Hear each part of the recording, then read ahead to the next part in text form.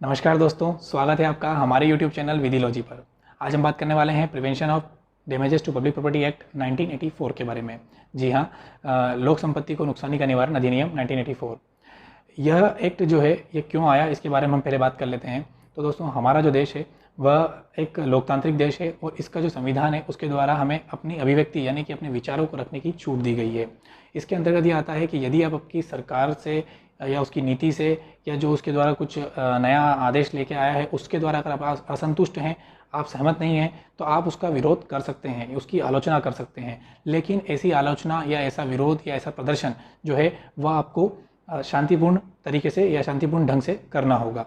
लेकिन हमने कई बार देखा है कि ऐसे विरोध प्रदर्शनों में या ऐसे आंदोलनों में जो है हिंसा भड़क जाती है, दंगाइयों जो होते हैं वो आतंक मचा देते हैं, जिसकी वजह से कई बार सार्वजनिक जो हमारी संपत्ति है उसको नुकसान पहुंचाया जाता है और निजी संपत्तियों को भी नुकसान पहुंचाया जाता है।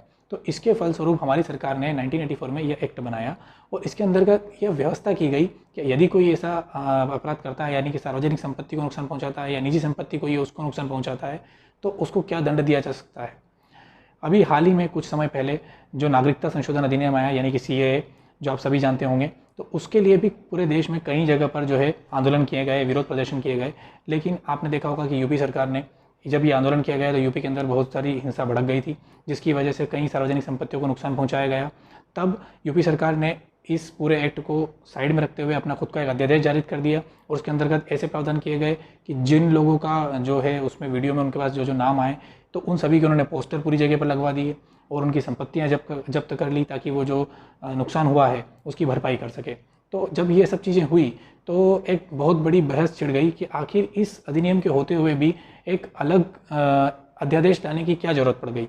तब ये मालूम पड़ा कि इस एक्ट के अंदर अभी भी संशोधन की ज़रूरत है और इस संशोधन के लिए कई बार सुप्रीम कोर्ट कह चुका है कि इस एक्ट के अंतर्गत संशोधन किए जाने चाहिए। सन 2007 के अंदर फिर से ये मामला जब सन 2007 की बात थी तब ये मामला एक बार वापस उठा था कि इसके अंदर संशोधन किया जाना चाहिए। तब सुप्रीम कोर्ट ने जो है दो समितियां बनाई।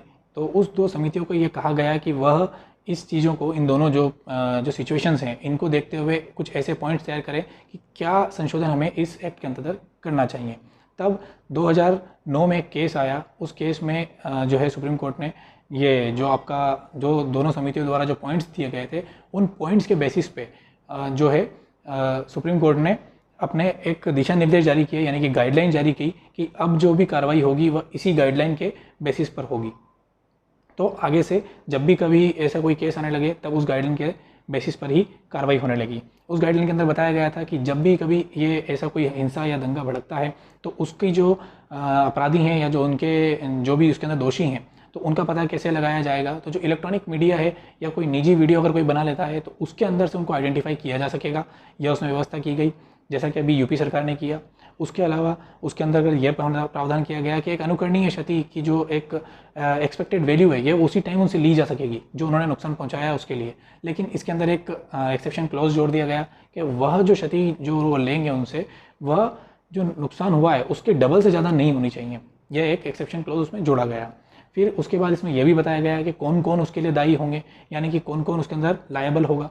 तो इसके अंतर्गत जो उस दंगे के जो लीडर्स हैं यानी कि जिन्होंने उसको आह्वान किया था, जिन्होंने उसको शुरू किया था, वह तो होंगे ही सही, उनके साथ में जिन लोगों ने इसके अंतर्गत जो है नुकसान पहुंचाने का कार्य किया है, जिनके फेस आइडेंटिफाई किए जा चुके हैं, वह भी होंगे। तो यह सारी चीज़ों की व्यवस्था इस गाइडलाइन के द्वारा की गई। फिर इसमें एक और व्यवस्था की गई कि जो हाई कोर्ट है और जो सुप्रीम कोर्ट है यह एक कमीशन यानी कि जो क्लेम कमीशन कि किससे कैसे वसूला जाएगा पैसा, उसके लिए एक क्लेम कमीशन बना सकेगा। उस क्लेम कमीशन के अंतर्गत जो सदस्य होंगे वो हाई कोर्ट और सुप्रीम कोर्ट से हो सकेंगे। तो जो ये क्लेम कमीशन होगा ये पूरी जो दंगे से हुई जो सार्वजनिक क्षति है या जो निजी क्षति है उसका पूरा जो है एक ड्राफ्ट तैयार करेगा, उसकी पूरी रिपोर्ट तैयार करेगा और रिपोर्ट तैयार होने के बाद दोनों पक्षों को सुनेगा, जो यानी कि सरकार को और जिनके ऊपर आरोप लगे हैं उनको, और फिर यह जो रिपोर्ट है ये या तो सुप्रीम कोर्ट को या जो हाई कोर्ट को देगा और उसके बाद इसके अंदर जो है वो क्लेम सेटल किया जाएगा। तो दोस्तों, यह था इसका पूरा जो आउटलाइन कि किस लिए इसको बनाया और क्यों इसकी ज़रूरत पड़ी। अब इसके बारे में जो अंदर सेक्शंस हैं उनके बारे में बात करते हैं। तो चलिए बिना देरी करें शुरू करते हैं। और हाँ, अगर आप हमारे चैनल पर नए हैं तो please like, share and subscribe जरूर करें। और अगर आपको कोई भी सुझाव या कोई परेशानी हो किसी एक्ट के अंतर्गत तो आप हमें कमेंट कर ज़रूर बताएं। चलिए शुरू करते हैं। Prevention of damage to public property act 1984, लोक संपत्ति को नुकसानी का निवारण अधिनियम 1984। इसका अधिनियम संख्या क्रमांक है 3। इसको राष्ट्रपति की अनुमति 16 मार्च 1984 को मिली। लागू होने की तिथि है 28 जनवरी 1984 और इसका विस्तार संपूर्ण भारत पर है और इसके अंतर्गत टोटल धाराएं हैं 7। बहुत छोटा सा एक्ट है दोस्तों, लेकिन यहाँ से हमारे नंबर कवर किए जा सकते हैं, तो इसको ध्यान से पढ़िएगा। धारा 2 परिभाषा। इसके अंतर्गत रिश्ती की परिभाषा दी गई है ए में, यानी कि क में, जिसको कहा जाता है मिसचीफ। यहाँ यह लिखा गया है कि जो परिभाषा रिश्ते की धारा 425 भारतीय दंड संहिता यानी कि आईपीसी के अंदर दी गई है, वही यहाँ भी समझी जाएगी। तो उसके अंतर्गत ये लिखा गया है, वह हम समझ लेते हैं कि जब कोई व्यक्ति अकेले या संयुक्त रूप से जो है यह आशय से या फिर ये जानते हुए कोई कार्य ऐसा करेगा जिसकी वजह से किसी लोक या किसी व्यक्ति को कोई हानि यानी कि सदोष हानि वो पहुँचाता है या उसे नुकसान करता है, या फिर वो किसी संपत्ति को या उसका जो स्थिति है उसको बदलने की कोशिश करता है या उसको नष्ट करने की कोशिश करता है, जिससे कि उसकी जो वैल्यू है यानी कि उसका जो मूल्य है उसके अंतर्गत जो है उसकी उपयोगिता का जो मूल्य है वो कमी आ जाए या उसकी जो उपयोगिता है वो ख़त्म हो जाए, तब यह समझा जाएगा कि उसने रिश्ती कारित की है। बी यानी कि ख के अंदर जो परिभाषा सेक्शन है उसके अंदर लोक संपत्ति की परिभाषा दी गई है, यानी कि पब्लिक प्रॉपर्टी क्या होगी। तो यहाँ पब्लिक प्रॉपर्टी से मतलब है कि कोई संपत्ति चाहे वह स्थावर यानी कि इमूवेबल हो या जंगम मूवेबल हो, दोनों ही तरह की संपत्ति इसके अंतर्गत शामिल है, यानी कि जो मशीनरी आती है वह भी जंगम के अंतर्गत शामिल की गई है। तो इसमें स्थावर और जो जंगम संपत्ति होगी वो कौन सी होगी, वो कब समझी जाएगी कि वह लोक संपत्ति है, उसके लिए वह निम्नलिखित जो हमारे पॉइंट्स हैं उसमें या उनके कब्जे में या उनके स्वामित्व में या उनके नियंत्रण में होना चाहिए, तब वो समझी जाएगी कि वह सार्वजनिक संपत्ति है। तो वो कौन कौन से जो स्वामी हो सकते हैं या कब्जेदारी हो सकते हैं, तो पहला है केंद्र सरकार, दूसरा है राज्य सरकार, तीसरा है स्थानीय प्राधिकारी, चौथा है निगम और पांचवा है कंपनी, छठा है संस्था। अब ये जो 6th पॉइंट है संस्था, समुत्थान, उपक्रम, इसके अंतर्गत एक और पॉइंट जोड़ा गया है कि अगर इसके अंतर्गत कोई संपत्ति है तो वह कब अपनी समझी जाएगी। तो वह संपत्ति कैसी किसकी हो सकती है, या तो वो सिर्फ केंद्र की हो सकती है या फिर एक और अधिक जो राज्य सरकारें हैं उन दोनों की मिलकर कोई संपत्ति हो सकती है। जैसा कि आप बहुत सी बार देखते हैं कि किसी नदी पर जो डैम बनता है वह 2 या 3 राज्य सरकारों के बीच में बना जाता है, तो उसका जो पानी है या जो उससे बिजली उत्पादन है वो जो दोनों तीनों राज्य हैं वो आपस में डिवाइड कर लेते हैं। तो ऐसा कोई प्रोजेक्ट हो सकता है, या फिर केंद्र सरकार और कोई एक और अधिक राज्य सरकार जो है केंद्र सरकार के साथ टाई अप करके कोई कार्य कर सकती हैं। तो यह जो चीज़ें हैं वह इसके अंतर्गत जो छठा पॉइंट है उसके अंतर्गत आएगी और इससे रिलेटेड जो भी चीज़ें होगी वह लोक संपत्ति कहलाएगी। या फिर कोई ऐसे जो वस्तुएं हो सकती है या कोई ऐसी बिल्डिंग हो सकती है जो प्रत्यक्ष रूप से या अप्रत्यक्ष रूप से सेंट्रल गवर्नमेंट के द्वारा यानी कि केंद्र सरकार के द्वारा या आपकी राज्य सरकार के द्वारा उसके अंतर्गत वित्त पोषित यानी कि फंडेड की गई हो, उसके अंतर्गत पैसा राज्य सरकार या केंद्र सरकार के द्वारा लगाया गया हो, तो वह सारी संपत्ति लोक संपत्ति के अंतर्गत आएगी। यहाँ से यही हमारे लिए एक इंपॉर्टेंट पॉइंट है जो समझना है कि लोक संपत्ति के अंतर्गत क्या क्या आ सकता है। तो यही याद रखिए कि केंद्र सरकार, राज्य सरकार, स्थानीय प्राधिकारी, निगम, कंपनी या संस्था जो भी इसके अंतर्गत दिए गए हैं उनसे रिलेटेड जो भी प्रॉपर्टी है वो लोक संपत्ति कहलाएगी। धारा 3 ये मोस्ट इंपॉर्टेंट सेक्शन है इस पूरे एक्ट की। इसके अंदर बताया गया है कि लोक संपत्ति को नुकसान करने वाली रिश्ती यानी कि उसके लिए जो लोक संपत्ति का नुकसान करता है तो उसके लिए क्या प्रावधान किया गया है। तो इसमें ये बताया गया है कि जो कोई भी उपधारा 2 यानी कि धारा 3 की जो उपधारा 2 है उसमें जो बताए गए कार्य हैं, अगर उससे भिन्न कोई कार्य करेगा, मतलब जो उसमें जो स्पेसिफाई कर दिए गए हैं उपधारा 2 के अंदर, अगर वो कार्य नहीं करता है और उसके अलावा कोई कार्य करके किसी संपत्ति को नुकसान यानी कि रिश्ती पहुंचाता है तो उसके लिए इसमें 5 वर्ष का कारावास दिया जा सकेगा और जुर्माना भी साथ में, यानी कि यहाँ पर 5 वर्ष और जुर्माना दोनों दिया जाएगा। यहाँ पर या का ऑप्शन नहीं है। दूसरा पॉइंट कि जो कोई निम्नलिखित कार्य करके रिश्ती करेगा यानी कि जो उपधारा 2 के अंतर्गत जो कार्य दिए गए हैं अगर वो कार्य करके अगर वो नुकसान पहुंचाता है किसी संपत्ति को, तब उसे कठोर कारावास दिया जाएगा और 6 माह से 5 वर्ष तक की सज़ा दी जा सकेगी जो कि 6 माह से कम की नहीं होगी, और जुर्माना भी दिया जा सकेगा। लेकिन इसके परंतु में ये लिखा गया है कि अगर न्यायालय चाहे तो लेखबद्ध कारणों से जो कि अपने निर्णय में वह लेखबद्ध करेगा उस कारावास की अवधि को कम कर सकेगा। जो कार्य जो उपधारा 2 की हम बात कर रहे थे कि क्या कार्य होंगे, तो वह हैं किसी भवन, प्रतिष्ठान या अन्य संपत्ति जिसका उपयोग किया जाता है किसके लिए, जल, प्रकाश, शक्ति, ऊर्जा के उत्पादन के लिए या उसके वितरण के लिए या उसके प्रदाय के लिए अगर कोई उपयोग में ली जाती है, यदि ऐसी संपत्ति को वो नुकसान पहुंचाता है। दूसरा, तेल प्रतिष्ठान जो ऑयल इंस्टॉलेशन होते हैं यानी कि जो तेल के कुएँ हो गए या तेल रिफाइनरी हो गई उसके ऊपर कोई नुकसान पहुँचाता है।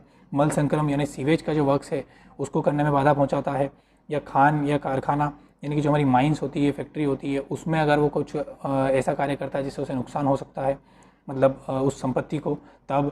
या फिर पांचवा जो है लोक परिवहन या दूरसंचार का जो साधन है, यानी कि जो हमारे पब्लिक ट्रांसपोर्ट हो सकता है, जो बसेस वगैरह चलती है सिटी ट्रांसपोर्ट की, वह। या फिर जो आपका दूरसंचार के जो साधन है, यानी कि जो मोबाइल नेटवर्क्स हो गए, तो इनके उपयोग में जो आने वाले भवन है, यानी कि इनके लिए जो उपयोग किए जाते हैं, कोई जैसे लोक परिवहन है तो उसके लिए जो हमारा बस स्टैंड जो होता है, या फिर रेलवे स्टेशन जो होता है उसको, या जो दूरसंचार की जो बिल्डिंग्स बनी होती है उनको, यदि वह नुकसान पहुंचाएगा तो यह समझा जाएगा कि उसने लोक संपत्ति की जो है रिष्टि की है। धारा 4, अग्नि या विस्फोटक पदार्थ द्वारा लोक संपत्ति को नुकसान कारित करने वाली रिष्टि। यहाँ से भी क्वेश्चन बनने की पूरी संभावना है दोस्तों, क्योंकि यहाँ ये बताया गया है कि अगर अग्नि या विस्फोटक पदार्थ अगर वो यूज़ करता है तो क्या उसको सज़ा मिलेगी। लेकिन वो अग्नि और विस्फोटक पदार्थ कब यूज़ करेगा, जो ऊपर जो हमने कार्य पढ़े उन तरीके के जो 6-7 जो कार्य हैं, अगर उनको करने के लिए उनको उसमें जो नुकसान पहुंचा रहा है वो संपत्ति को, उसको अग्नि या विस्फोट के द्वारा अगर करता है तब उसको क्या सज़ा दी जा सकेगी। तो इसमें ये बताया गया है कि जो कोई धारा 3 के अधीन कोई अपराध अग्नि या विस्फोट के द्वारा करेगा वह कठोर कारावास से, जिसकी जो सज़ा है वह 1 वर्ष से कम की नहीं होगी किंतु 10 वर्ष तक की हो सकेगी और जुर्माने से दंडनीय होगा।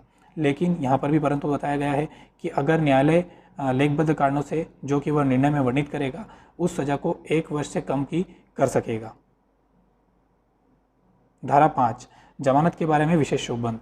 इसमें यह बताया गया है दोस्तों कि यदि कोई व्यक्ति जो 3 और 4 के अंतर्गत अगर दोषी पाया जाता है तो अगर वो जमानत के लिए अर्जी लगाता है तब ऐसी स्थिति में उसको जमानत तभी दी जाएगी जब जो अभियोजन पक्ष है उसको ये सूचित किया जाए कि जो अपराधी है या जो दोषी है वह जमानत के लिए अर्जी लगा रहा है।